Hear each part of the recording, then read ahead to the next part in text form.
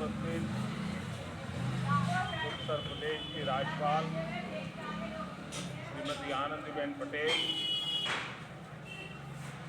यहाँ के लोकप्रिय कर्मयोगी मुख्यमंत्री योगी आदित्यनाथ जी, सभी पूज्य संतगण, उपस्थित अन्य सभी प्रबुद्धजन, श्रद्धालुगण, देवी और सज्जनों, श्री राम लला के दर्शन और उसके बाद राजा राम का अभिषेक, ये सौभाग्य राम जी की कृपा से ही मिलता है।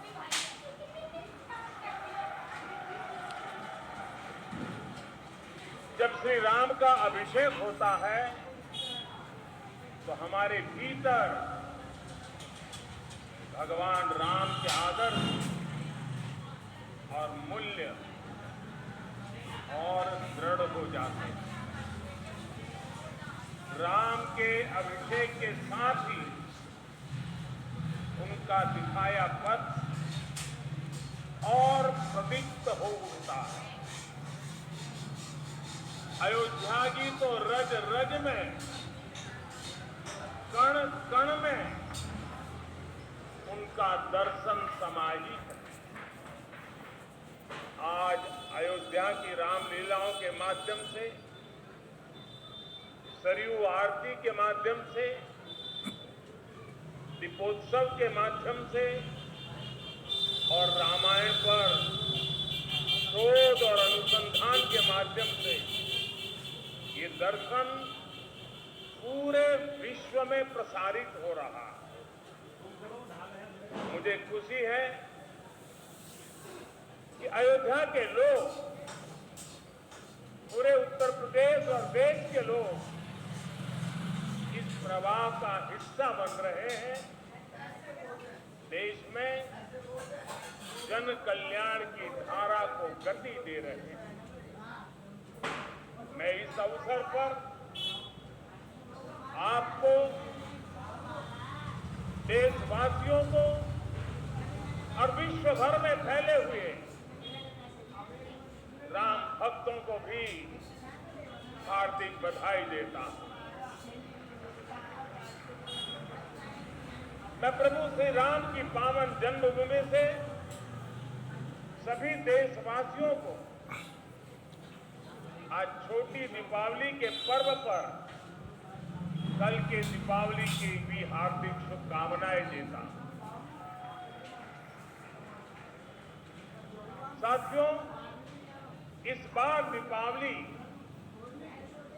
एक ऐसे समय में आई है जब हमने कुछ समय पहले ही आजादी के 75 वर्ष पूरे किए हैं। हम आजादी का अमृत महोत्सव मना रहे हैं। आजादी के इस अमृत काल में भगवान राम जैसी संकल्प शक्ति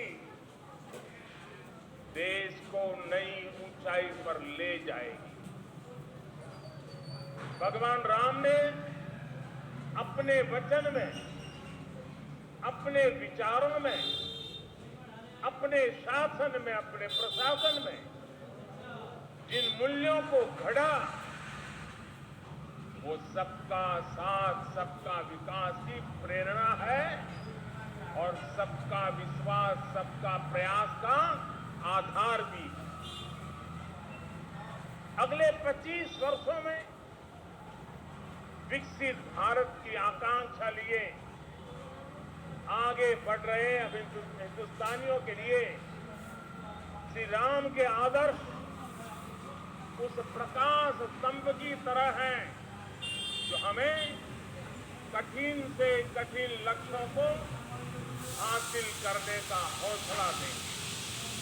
साथियों, इस बार लाल किले से मैंने सभी देशवासियों पंच प्राणों को आत्मसात करने का आह्वान किया। इन पंच प्राणों की ऊर्जा जिस एक तत्व से जुड़ी हुई है वो है भारत के नागरिकों का कर्तव्य। आज अयोध्या नगरी में दीपोत्सव के इस पावन अवसर पर हमें अपने इस संकल्प को दोहराना है, श्री राम से जितना सीख सके सीखना है। भगवान राम मर्यादा पुरुषोत्तम कहे जाते हैं। मर्यादा मान रखना भी सिखाती है और मान देना भी सिखाती है।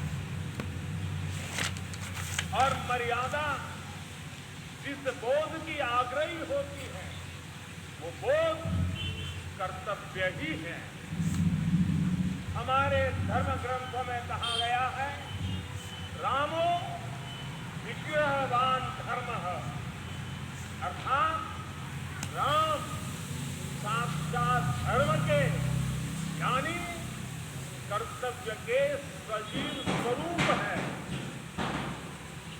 भगवान राम जब जिस भूमिका में रहे उन्होंने कर्तव्यों पर सबसे ज्यादा बल दिया।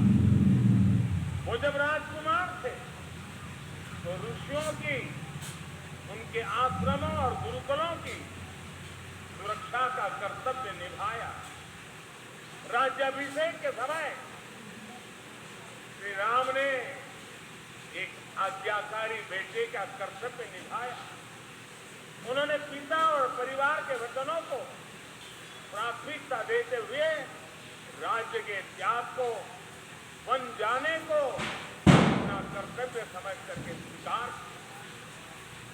वो वन में होते हैं तो वनवासियों को गले लगाते हैं, आश्रमों में जाते हैं तो मां सबरी का आशीर्वाद लेते हैं। वो सबको साथ लेकर लंका पर विजय प्राप्त करते हैं और जब सिंहासन पर बैठते हैं तो वन के वही सब साथी राम के साथ खड़े होते हैं, क्योंकि राम किसी को पीछे नहीं छोड़ते। राम कर्तव्य भावना से मुख नहीं मोड़ते। इसलिए राम भारत की उस भावना के प्रतीक है जो मानती है कि हमारे अधिकार हमारे कर्तव्यों से स्वयं सिद्ध हो जाते हैं। इसलिए हमें कर्तव्यों के प्रति समर्पित होने की जरूरत है। और संयोग देखिए, हमारे संविधान की जिस मूल प्रति पर भगवान राम, मां सीता और लक्ष्मण जी का चित्र अंकित है, संविधान का वो प्रश्न भी मौलिक अधिकारों की बात करता है। यानी एक और हमारे संविधान अधिकारों की गारंटी, तो साथ ही प्रभु राम के रूप में कर्तव्यों का शाश्वत सांस्कृतिक बोध। इसलिए हम जितना कर्तव्यों के संकल्प को मजबूत करेंगे, राम जैसे राज्य की संकल्पना उतनी ही साकार होती जाएगी। साथियों, आजादी के अमृत काल में देश ने अपनी विरासत पर गर्व और गुलामी की मानसिकता से मुक्ति का आह्वान किया। ये प्रेरणा भी हमें प्रभु राम से मिलती है।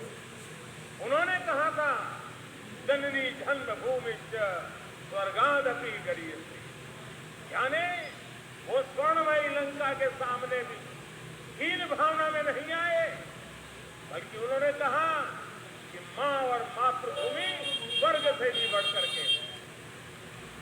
इसी आत्मविश्वास के साथ जब वो अयोध्या में लौट कर आते हैं तब अयोध्या के बारे में कहा जाता है, नवग्रह निकर अनिक बनाई, जनु हे अमरावती आई।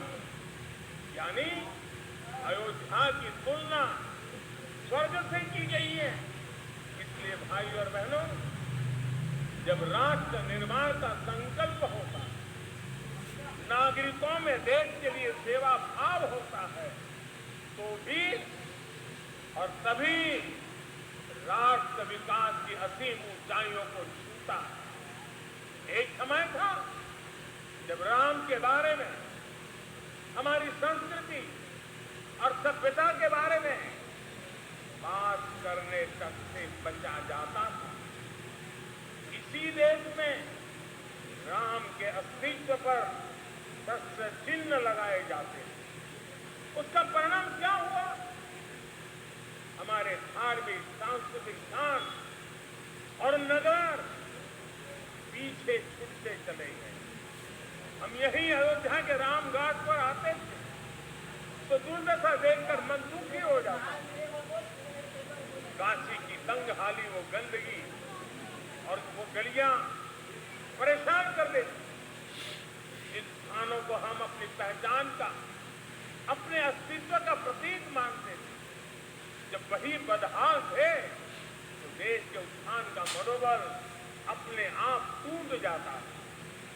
साथियों, बीते 8 वर्षों में देश ने इन भावना की इन बेड़ियों को तोड़ा। हमने भारत के तीर्थों के विकास के समग्र सोच को सामने रखा है। हमने राम मंदिर और काशी विश्वनाथ धाम से लेकर केदारनाथ और महाकाल महालोक तक घनघोर उपेक्षा के शिकार हमारी आस्था के स्थानों के गौरव को पुनर्जीवित किया। एक समग्र प्रयास कैसे समग्र विकास का जरिया बन जाता है, आज देश इसका साक्षी है। आज अयोध्या के विकास के लिए हजारों करोड़ रुपए की नई योजनाएं शुरू की गई। सड़कों का विकास हो रहा है, चौराहों और घाटों का सौंदर्यीकरण हो रहा है, नए इंफ्रास्ट्रक्चर बन रहे हैं, यानी अयोध्या का विकास नए आयाम छू रहा है। अयोध्या रेलवे स्टेशन के साथ साथ वर्ल्ड क्लास एयरपोर्ट का निर्माण भी किया जाएगा, यानी कनेक्टिविटी और अंतर्राष्ट्रीय पर्यटन का लाभ इस पूरे क्षेत्र को मिलेगा। अयोध्या के विकास के साथ साथ रामायण सर्किट के विकास पर भी काम चल रहा है, यानी अयोध्या से जो विकास अभियान शुरू हुआ उसका विस्तार आसपास के पूरे क्षेत्र में है। साथियों, इस सांस्कृतिक विकास के कई सामाजिक और अंतर्राष्ट्रीय आयाम भी हैं।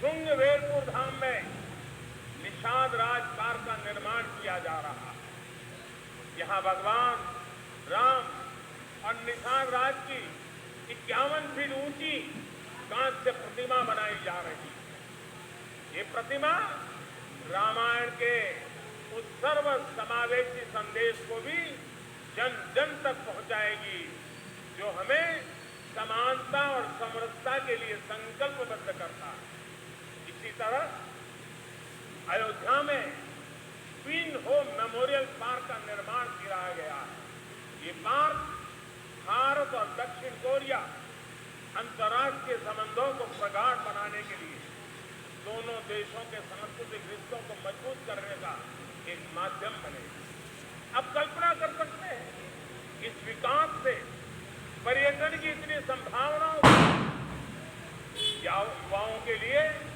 रोजगार के कितने अवसर पैदा होंगे। सरकार ने जो रामायण एक्सप्रेस ट्रेन चलाई वो स्पिरिचुअल टूरिज्म की दिशा में एक बेहतरीन शुरुआत है।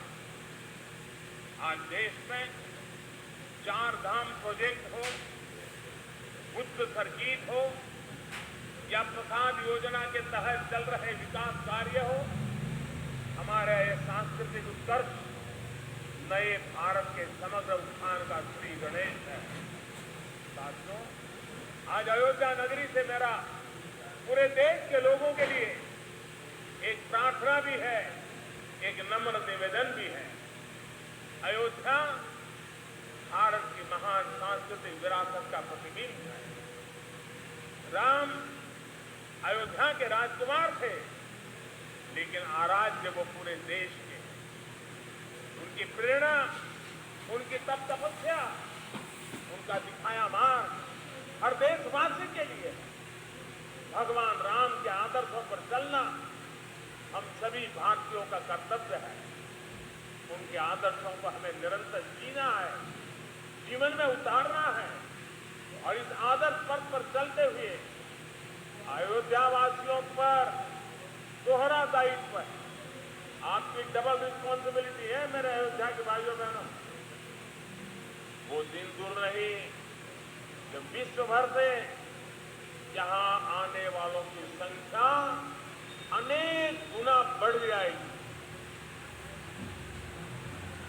जहां कण कण में राम व्याप्त हो, वहां का जन जन कैसा हो, वहां के लोगों का मन कैसा हो, ये भी उतना ही अहम है।